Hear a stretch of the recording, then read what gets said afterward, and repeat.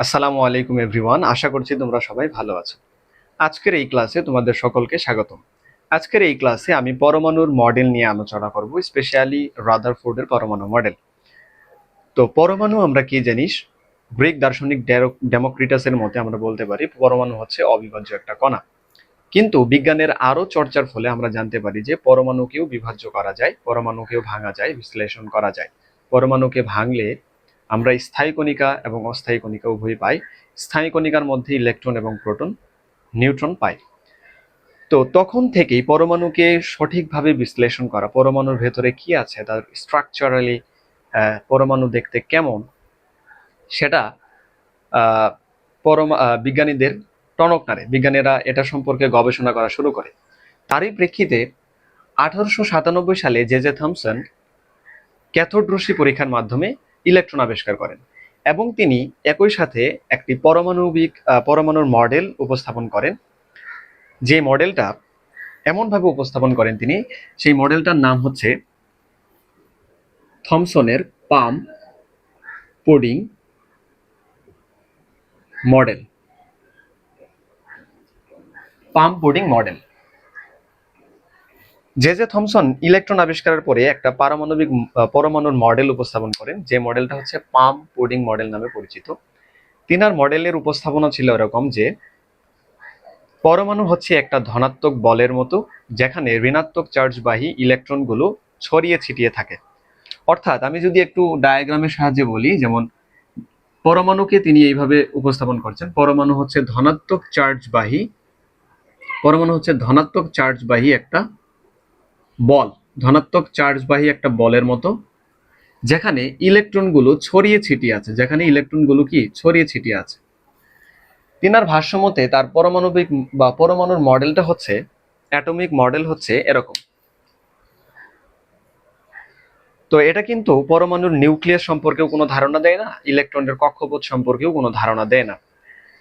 তো এরপরে 1911 সালে রাদারফোর্ড এবং তার দুইজন ছাত্র গেইগার মার্সডেন একটা গুরুত্বপূর্ণ এক্সপেরিমেন্টের মাধ্যমে পরমাণুর বা অ্যাটমিক মডেল উপস্থাপন করেন।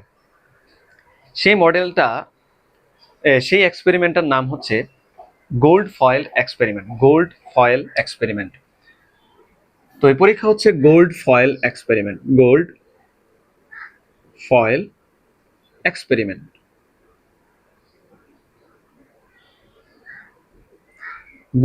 এক্সপেরিমেন্ট বা স্বর্ণ পাদক পরীক্ষা।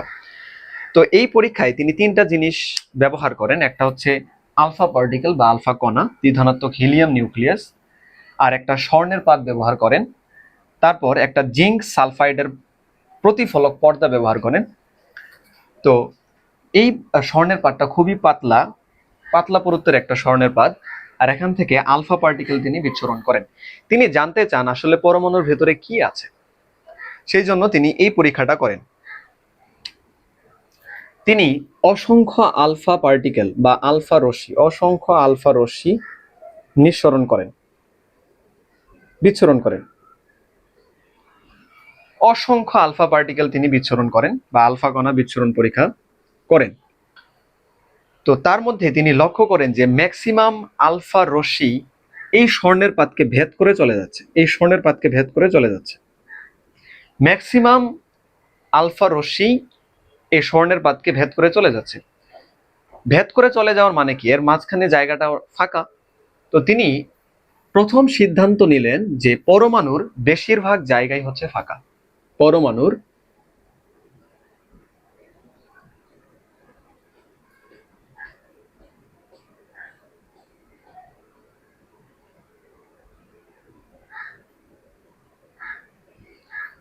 পরমাণুর বেশিরভাগ জায়গা ফাঁকা। এরপর তিনি লক্ষ্য করলেন অল্প সংখ্যক কণা তাদের দিক পরিবর্তন করে একটু বেঁকে যাচ্ছে।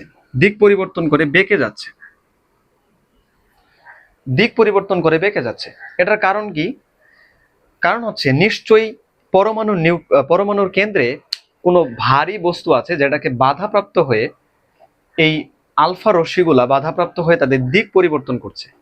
তিনি এই সিদ্ধান্ত উপনীত হলেন যে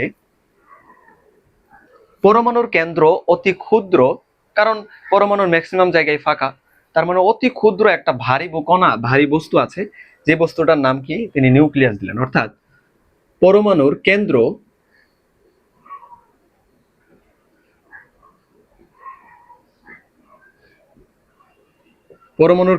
অতি ক্ষুদ্র ও পজিটিভ, ধনাত্মক চার্জ যুক্ত।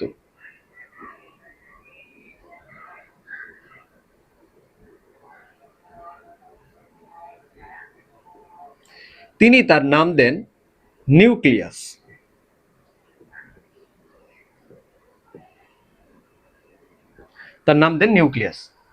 তার মানে পরমাণুর কেন্দ্র অতি ক্ষুদ্র, ভারী, ধনাত্মক চার্জ যুক্ত, যার নাম দেন তিনি নিউক্লিয়াস। এবং তিনি লক্ষ্য করেন খুব অল্প সংখ্যক কণা এখানে বিচ্ছুরণ করার পর সোজাসুজি প্রতিফলিত হয়ে সোজা চলে আসে, বেগ আসে। এটার কারণ হচ্ছে, আমরা জানি কি, সমধর্মী চার্জ পরস্পরকে বিকর্ষণ করে। তার মানে আলফা পার্টিকেল যদি পজিটিভ হয়, তার মানে এই নিউক্লিয়াসও পজিটিভ। তিনি এজন্যই বলেছেন যে পরমাণুর কেন্দ্র অতি ক্ষুদ্র এবং ধনাত্মক চার্জ বিশিষ্ট। পরমাণুর নিউক্লিয়াসটা পজিটিভ চার্জিত, এজন্য এই পজিটিভ পার্টিকেল এখানে আসার পরে বাধাপ্রাপ্ত হয়ে বিকর্ষণের মাধ্যমে পিছনের দিকে ফেরত আসে। এবং তিনি বলেন যে পরমাণুর নিউক্লিয়াসকে কেন্দ্র করে কক্ষপথে ইলেকট্রনগুলো আবর্তন করতে থাকে। তার মানে কি, নিউক্লিয়াসকে কেন্দ্র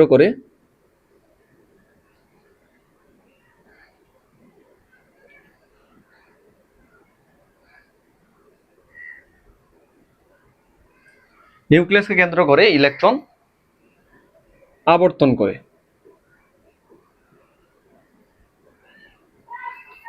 তার মানে আমি যদি প্রথম থেকেই বলি যে তিনি এই আলফা কণা বিচ্ছুরণ পরীক্ষার মাধ্যমে তিনি সিদ্ধান্ত নিলেন যে পরমাণুর ম্যাক্সিমাম জায়গায় হচ্ছে ফাঁকা, এবং তার পরমাণুর কেন্দ্রে ভারী পজিটিভ চার্জ বিশিষ্ট কোনো বস্তু আছে, যে বস্তুর নাম তিনি কি দিলেন, সেই কেন্দ্রের নাম দিলেন নিউক্লিয়াস। এবং তিনি বললেন নিউক্লিয়াসকে কেন্দ্র করে কক্ষপথে ইলেকট্রনগুলো আবর্তন করে।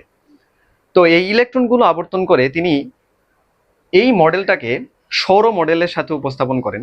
যেমন সূর্যকে কেন্দ্র করে বিভিন্ন গ্রহগুলো বিভিন্ন কক্ষপথে আবর্তন করে, ঠিক তেমনি নিউক্লিয়াসকে কেন্দ্র করে বিভিন্ন কক্ষপথে ইলেকট্রনগুলো আবর্তন করে। এই জন্য এই রাদারফোর্ডের পরমাণু মডেলকে বলা হয় সোলার সিস্টেম মডেল।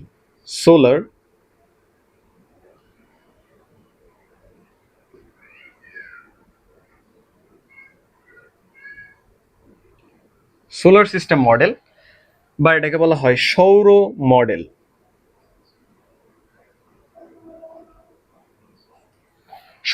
বলা হয়। ইভেন তিনি এই আলফা কণা বিচ্ছুরণ পরীক্ষার মাধ্যমে কিন্তু জানতে পারলেন, নিউক্লিয়াস সম্পর্কে জানতে পারলেন। তার মানে নিউক্লিয়াসের আবিষ্কার করার কারণে তিনি মানে এই পরমাণুর মডেলকে নিউক্লিয়ার মডেলও বলা হয়।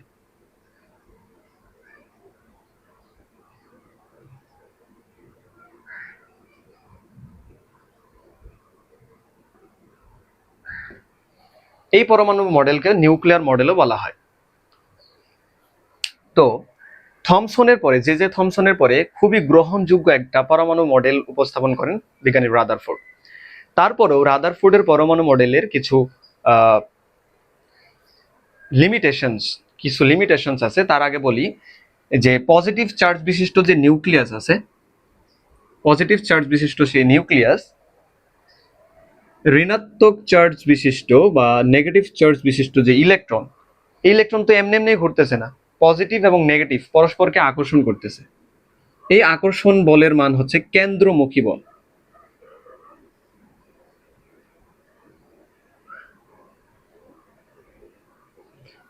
বল। এটাকে বলা হয় সেন্ট্রিপেটাল ফোর্স।